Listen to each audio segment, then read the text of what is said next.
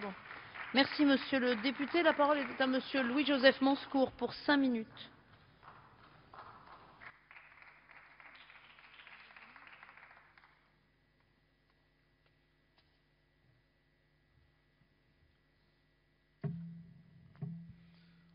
Madame la Présidente, Madame la Ministre, mes chers collègues,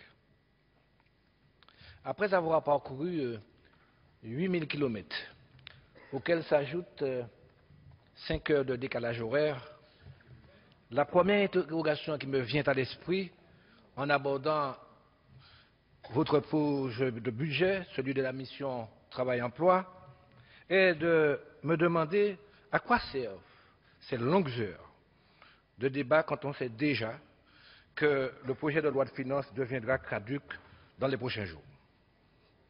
Rigueur et austérité obligent. Il vous faudra, dit-on, trouver 8 à 10 milliards d'économies ou de recettes supplémentaires. Tout cela dû à une mauvaise prévision de croissance de la part de votre gouvernement. Ce n'est pas faute pourtant de vous avoir interpellé sur cette prévision trop optimiste lors des discussions sur la première partie du PLF. Votre budget est insincère. Il est donc à craindre que les crédits consacrés à l'outre-mer dans la mission Travail-Emploi ne soient pas à la hauteur des vrais enjeux. D'abord, donner à l'outre-mer les moyens de sortir de la crise dans laquelle il se trouve plongé depuis 2009, puis créer les conditions d'une reprise économique.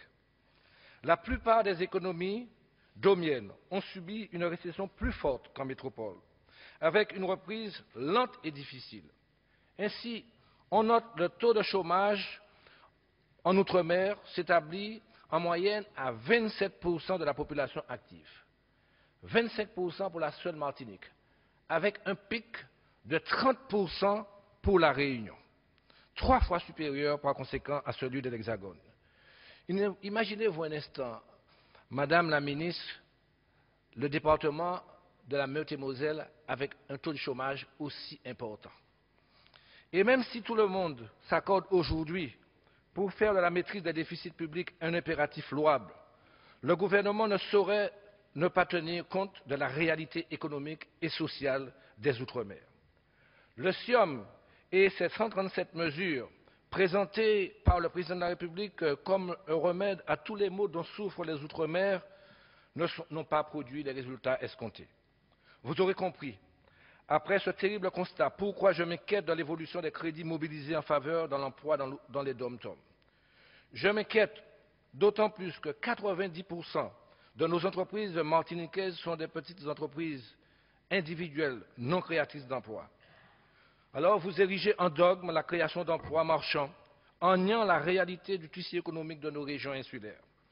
Lors du Conseil des ministres du 26 octobre, votre collègue Xavier Bertrand avait également affirmé que le nombre de contrats de professionnalisation pour les jeunes avait augmenté de 5%.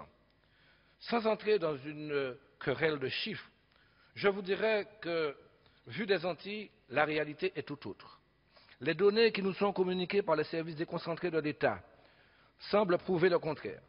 Et dans votre budget, les crédits en faveur de l'outre-mer dans la mission 102, accès et retour à l'emploi, baissent sensiblement et ce depuis plusieurs années. Et s'il est vrai qu'en 2011, je vous le concède, un effort a été porté sur les contrats aidés, ce n'est que grâce à la mobilisation des élus qui se sont inquiétés dès le mois de septembre, notamment en Martinique, de la rupture brutale de certains contrats pour cause de manque de crédits alloués par l'État. Et pour 2012, ceci baisse encore. Nous avons donc toutes les raisons d'être à nouveau inquiets. J'attire votre attention en particulier sur le problème du chômage des jeunes. Dans nos territoires, 61% des jeunes, environ 25% en métropole et 61% en outre-mer sont demandeurs d'emploi. Un chiffre en constante progression.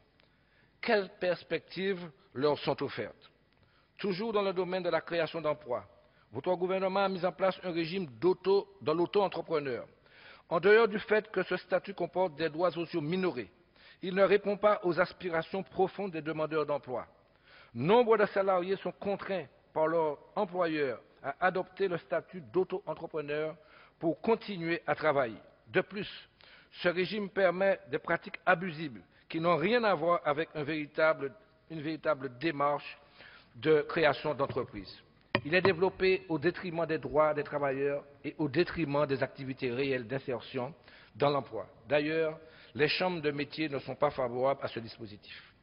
Face à la situation que je viens de vous décrire, et dans ce contexte de crise que connaissent les DOM, nous estimons que les crédits affectés à l'outre-mer dans votre budget travail-emploi ne permettent pas l'accompagnement efficace de nos demandeurs d'emploi. Cette politique timorée que votre gouvernement mène dans nos territoires risque à terme d'engendrer une situation sociale encore plus dégradée qu'elle ne l'est déjà, avec des jeunes sans perspective d'insertion, par conséquent sans avenir. Vous aurez compris, Madame la Ministre, que nous ne soutiendrons pas votre projet de budget, le budget que vous nous avez présenté.